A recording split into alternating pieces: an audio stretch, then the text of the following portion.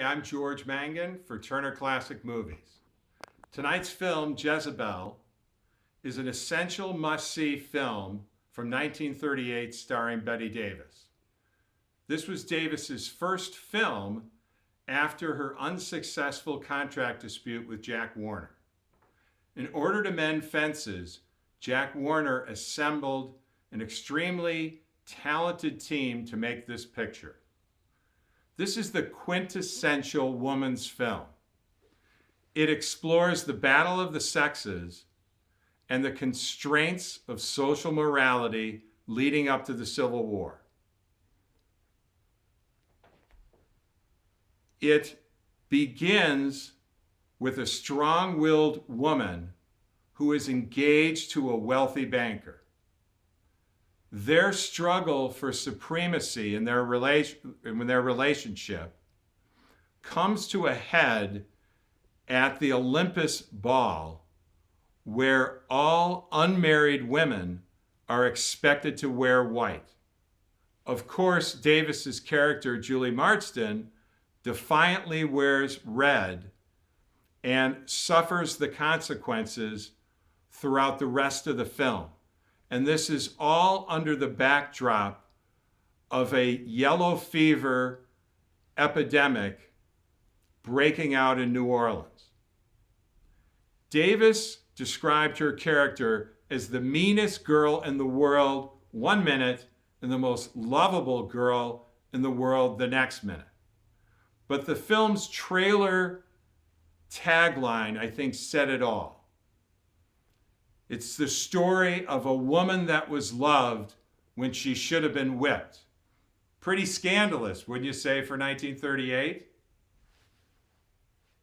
Well, the cast that was assembled for this film included Henry Fonda, George Brent, and Fay Bainter.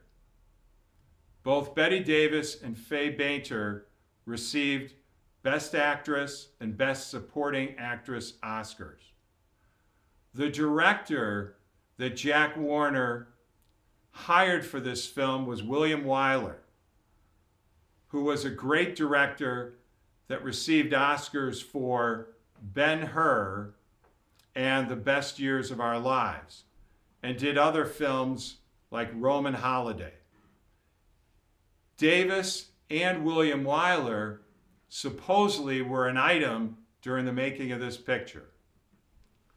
From a screenplay standpoint, John Huston, as well as 3 other writers, penned the script. And John Huston went on to become a director of classic films, his first a few years later being The Maltese Falcon, then The Treasure of Sierra de Madre, and even The Man Who Would Be King.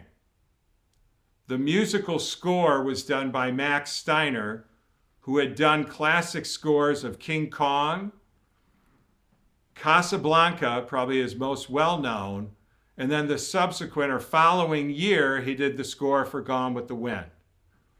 And the costume design, which was obviously integral for this film, was done by Orr Kelly.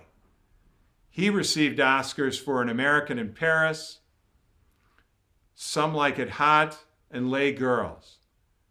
And interestingly enough, the red dress was actually a black dress because the film was filmed in black and white photography.